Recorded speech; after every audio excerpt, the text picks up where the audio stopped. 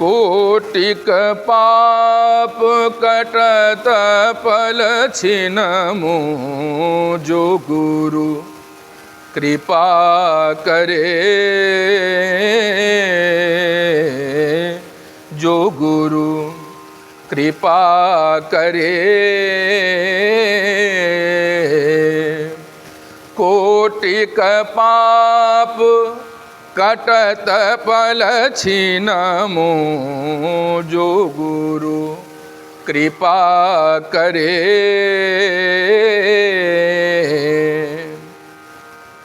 गुरु की महिमारी सो भारी, गुरु की महिमारी सो भारी। वेद पुराणन सबहि विचारी, ब्रह्मा व्यास रटे पल छिनमु, जो गुरु कृपा करे, जो गुरु। गुरुदेव के चरणों में प्रणाम करके हम सभी भगवान श्री राम के अद्वितीय चरित्रों का गान कर रहे हैं। और आप सभी ने सुना कि अपनी कुबुद्धि से धीरे धीरे कैसे मंथरा ने कैकेयी को अपने अधीन किया। गूढ़ कपट प्रिय वचन सुनी, तीय अधर बुद्धि रानी। सुर माया बस बैरिनी, सुहृद जानि पतियानी। एक तो मंथरा ने अपनी जो टेढ़ी बुद्धि है वो पूरी बुद्धि लगा दी, और दूसरे देवताओं की माया से आज कैकेयी का चित्त भी विचलित हो गया। सादर पुनि पुनि पूछत ओही, बार बार पूछ रही है कि हे दासी, तुमने मेरे हित की कौन सी बात विचारी है, मैं अभी समझ नहीं पाई। क्रोध में मैंने तुमको बहुत कुछ कह दिया, वास्तव में तुम मेरी प्रिय दासी हो और मैंने जीवन में किसी का अनभला नहीं किया, तो मेरे मन में किसी के प्रति कोई कपट भी नहीं है। मंथरा कहती है, तुम पूछो मैं कहत डराऊं। आप पूछ रही हो और मुझे कहने से डर लग रहा है, क्योंकि आपने पहले ही मुझे घर फोरी ऐसा नाम दे दिया है। इस कारण से अब मैं कुछ कहना नहीं चाहती। फिर बारंबार जब कैकेयी जी ने कहा तो उसने कहा, प्रियसी राम कहा तुम रानी, रामई तुम प्रिय सो फुरी बानी। तुम सीताराम को चाहती हो, सीताराम तुम्हें चाहते हैं, ठीक है, ये बात मैं तुम्हारी मानती हूँ। रहा प्रथम अब ते दिन बीते, ये पहले हुआ करता था, अब देखो कितना बड़ा षड्यंत्र हो रहा है तुम्हारे खिलाफ। राम को राजा बनाया जा रहा है, और वो भी ऐसे समय में, कैसे समय में, जब तुम्हारे प्रिय पुत्र भरत यहाँ पर नहीं हैं। राजा ने मौका देख करके, अवसर देख करके ये कार्य किया और तुम्हें बताया भी नहीं। अब वो समय गया। हे रानी, अगर अपनी बुद्धि और विवेक को तुम थोड़ा सा परखो तो तुमको समझ में आएगा। निश्चित रूप से तुमको ऐसा लगता है कि सभी तुम्हारे अधीन हैं, पर ऐसा नहीं है। चतुर गंभीर राम महतारी, कौशल्या बहुत चालाक है। उसने अवसर देख करके कि इस समय कोई विघ्न नहीं है, और राजा दशरथ से अपने पुत्र को राजा बनाने वाला वर मांग लिया या उनसे कह दिया। और वो भी कैसे समय में, भरत जब ननिहाल गए हुए हैं, ये लगा कि अब भाई किसी प्रकार की कोई प्रतिस्पर्धा नहीं है, इस कारण से उसने अवसर देख करके राम को राजा बनाने की ठान ली।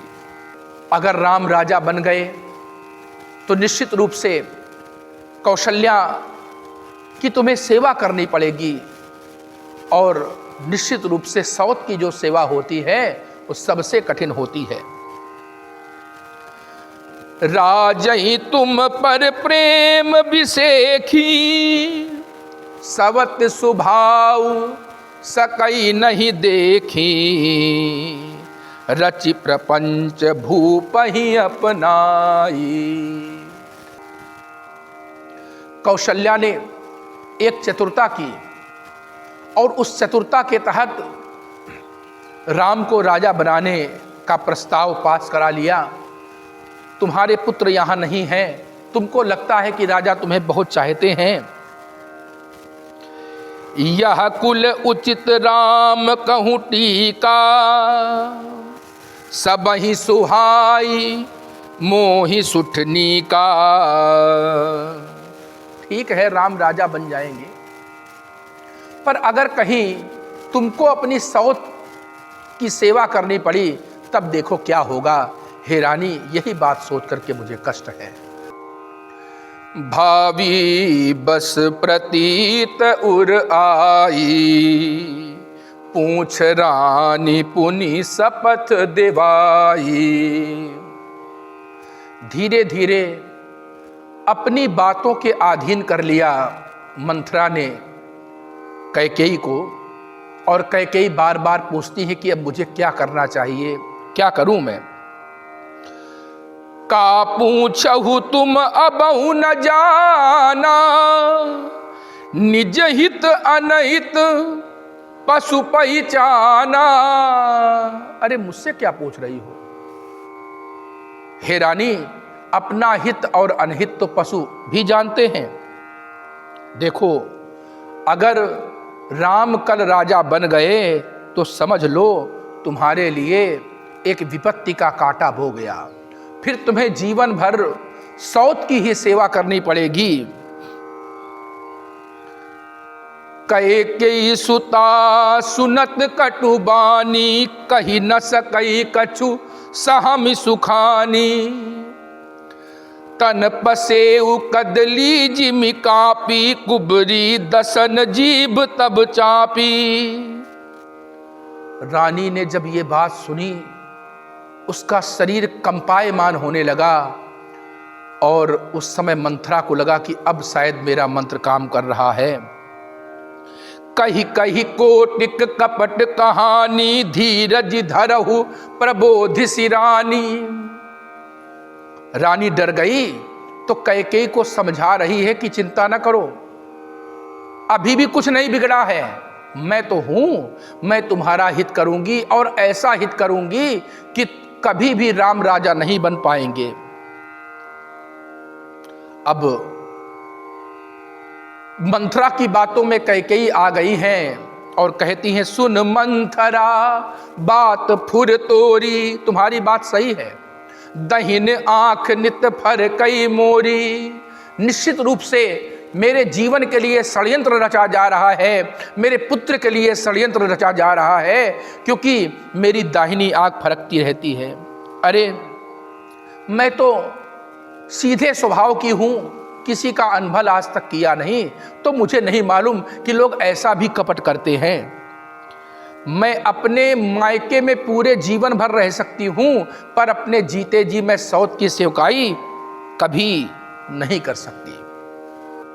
मंथरा कह रही है, चिंता की बात नहीं है, जिस राजा ने तुम्हारा ये अनभल किया है, उस राजा के जीवन में मैं इतना बड़ा कष्ट पहुंचाऊंगी कि राजा भी याद रखेंगे। जेहि राउर अति अनभलता का, सोई पाई है यह फल परिपाका। अरे जिस राजा दशरथ ने तुम्हारे बिना बताए, तुम्हारे बिना मर्जी के इतना बड़ा कार्य ठान लिया, उस राजा दशरथ को इसका फल अवश्य मिलेगा। अरे रानी, जब से मैंने सुना कि राम राजा बन रहे हैं, मुझे रातों में नींद नहीं आती, भूख प्यास नहीं लगती। हे भामिनी, मेरे मन में एक उपाय सूझ रहा है, अगर तुम उस बात को मान लो तो अभी भी बिगड़ी बात बन सकती है। कैकेयी कहती है कि अरे देवी, अब तो मैं तुम्हारे वश हूं, तुम ही मेरा काम बना सकती हो, मेरी तो बुद्धि काम नहीं कर रही, मैं क्या करूं? अगर तुम कहो तो मैं कुएं में गिर जाऊं, तुम कहो तो मैं कुछ भी कर सकती हूं। अब कुबरी करी कबूली कैकेयी, कपट छुरी उर पाहन टेई, लखई न रानी निकट दुख कैसे, चरई हरित तिन बलि पशु जैसे। कुबड़ी की चिकनी चुपड़ी बातों में कितना कष्ट होगा, इस बात का आभास कैकेयी को नहीं है। जैसे बलि पशु यदि हरी हरी घास चर रहा हो, उसे पता नहीं चलता कि थोड़ी देर बाद मेरी बलि होने वाली है। अब स्थिति क्या हुई है? मंथरा ने कहा कि मैंने सुना है कि 2 वरदान राजा ने कहे थे तुम्हें देने के लिए, क्या तुमने वो वरदान मांगे? 2 वरदान भूप सन थाती, देवासुर संग्राम के समय जो 2 वरदान तुम्हें मिलने थे वो आज तक तुमको मिले? और नहीं मिले तो आज उनको मांग करके अपने हृदय को शीतल कर लो, जुड़ावहु छाती। क्या मांगना है? सुतहि राज राम ही बनवासु, अपने पुत्र के लिए अयोध्या का राज्य और राम के लिए वनवास। और सुनो, दशरथ राम को बहुत अधिक चाहते हैं, अपने वरदान ऐसे ना मांग लेना, उसके लिए तुम्हें बहुत प्रपंच रचने पड़ेंगे, कोप भवन में जाना पड़ेगा और गहने कपड़े इधर उधर फेंकने पड़ेंगे, भयंकर रूप धारण करना पड़ेगा। दशरथ तुम्हें मनाएंगे, पर सुनो खबरदार, तुम मानना नहीं। जब तक राम की शपथ ना ले लें दशरथ, तब तक तुम अपनी बात मुंह से कुछ कहना नहीं। और उस समय मांगना जब दशरथ तुम्हारी बातों को टाल ना सके। भूपति राम शपथ जब करई, तब मांगेहु जेहि बचन न टरई। राम की शपथ ले लें, उस समय मांगना जिससे कि तुम्हारी बातें मान ली जाएं। होई अकाज आज निस बीते, बचन मोर प्रिय मानेहु जीते। अगर तुम आज की रात चूक जाती हो तो ये मानो कि फिर तुम्हारा अनिष्ट हो जाएगा। बड़ कुघात करी पात किनी, कहे सिकोप गृह जाहु, काज संवारेहु सजग सब, सहसा जनिपति आहु।